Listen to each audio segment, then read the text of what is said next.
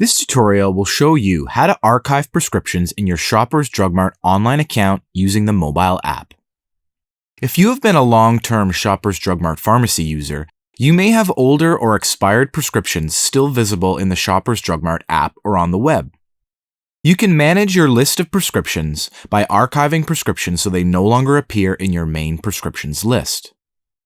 You can archive a prescription in the mobile app by going to the pharmacy dashboard by tapping the pharmacy icon at the bottom of the screen. Once there, tap on the My Prescriptions button. This will take you to a list of your current prescriptions. If you see a prescription you no longer want to appear in the main list, you can archive it by tapping the More Details link at the top of the prescription card.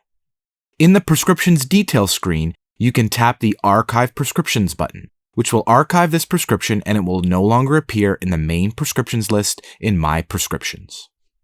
If you would like to unarchive this prescription, go to Prescription History by tapping the pharmacy icon at the bottom of the screen and then tapping the Prescription History button on the pharmacy dashboard.